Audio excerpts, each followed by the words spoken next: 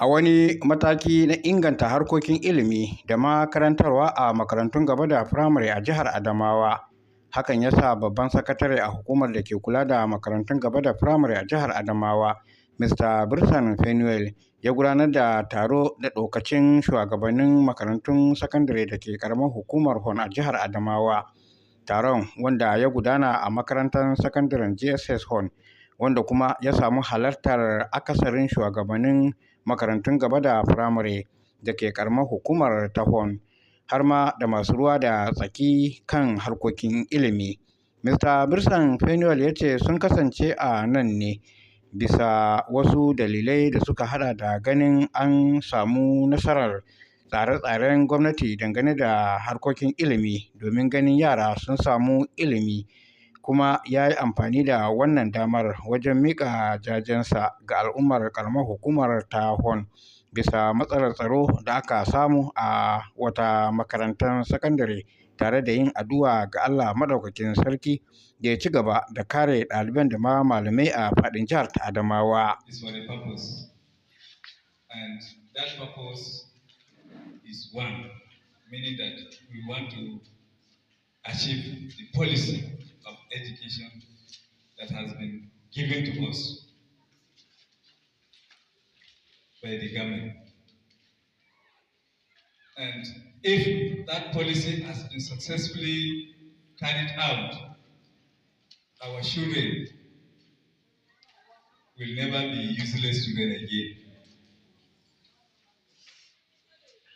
May I first of all use this opportunity to first of all sympathize with you people here in our local government, because there are some schools that I heard they have been destroyed by the insurgents. So please, we pray that God, who gave us the protection, will provide that protection for us. Mr. Birsan ya kuma kirayi shugabannin makarantun da su inganta tsaro a makarantu domin baiwa ɗalibai da ma malamai kariya domin kaucewa hare-haren masu tada ƙayan baya. No, we cannot bring things and bring it so that tomorrow you'll be calling us, telling us that some people have stolen it or they have taken it.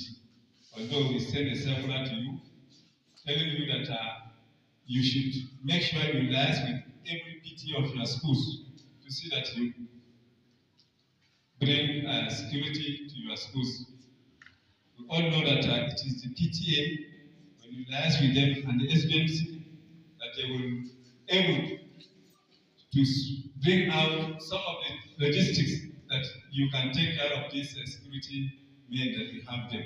Mr. Fanuel ya ja hankalin malamai da su mai da hankali sosai wajen gudanar da ayyukansu, domin a cewarsa ba son su ne su hukunta malami ba, don haka ya kamata shugabannin makarantun su sanya ido domin ba abin da ya kamata a baiwa yaran illa ilimi, domin a cewarsa in fa ba a karantar da su ko horar da su ta hanya da ta dace ba, to za a fuskanci matsala. No teacher will go unpunished. No teacher, except if we, the principals, back them and allow them to behave like that. Because there is nothing we can do to give to these children except the education. And if we allow them without giving them proper education, without training them the way they are supposed to, tomorrow we are the last people to suffer. A cewarsa da gwamnati ta iya ƙoƙarinta na ba da duk abin da ya kamata domin karantarwa, saboda haka yana da muhimmanci mu aiwatar da tsari da ma aiki da abin da aka bayar yadda ya kamata. The government is doing her best, giving us all the necessary things that we need to teach these children. So we need to complement the effort of this government by putting in our effort, so that the government will know that yes, what he is giving to us, we are using it judiciously to this our youth children. Mr. Birsan ya shawarci shugabannin makarantu da su kasance suna ba su haƙiƙanin yawan ɗalibai da ma malamai, domin hakan zai ba su damar rarraba musu kayayyakin karatu yadda ya kamata. correct number of their students. Some they will not give us the correct number of their teachers. And at the end, when we make the supply, it will not go round. So please, I'm urging us, make sure if you are giving us, don't give us an estimated number. Give us the exact what? Number. So that these things are budgeted for. By the time we start, we take action on them, we supply based on the number you people have given to us. Tun da farko a jawabinsa shugaban shugabannin makarantun gaba da firamare a ƙaramar hukumar Hon kuma shugaban makarantar sakandaren JSS Hon, Mr. Emmanuel Yarima ya ce sun kasance a nan ne domin tattaunawa tare da zaƙulo hanyoyin da za a magance dukkanin matsaloli da ake fuskanta a makarantar.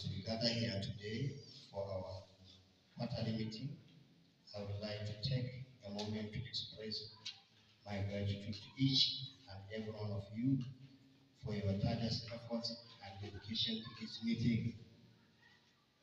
Firstly, Ita kuwa Hajiya Fadumatu Bello Furo, darakta ce a hukumar da ke kula da makarantun gaba da firamare a jihar Adamawa, ta bayyana yadda za a gudanar da ayyukan makarantun.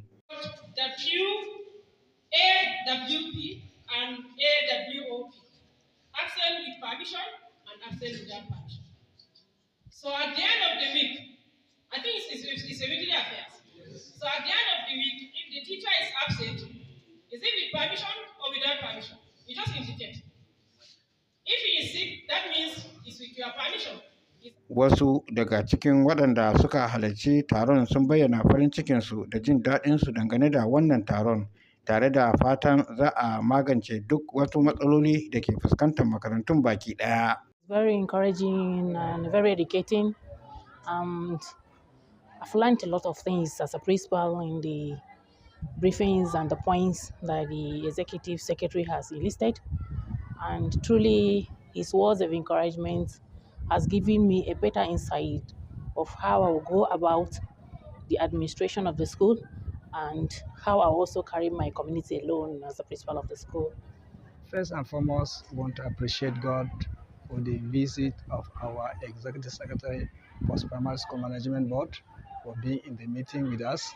It has been a great, unique meeting, which we have deliberated a lot of things that which we cannot solve within ourselves, but with his presence and his entourage, we'll be able to have solution to some prominent challenges that we are having within the ANCOF, especially pertaining the securities of the school, the management of the school, how to handle teachers' challenges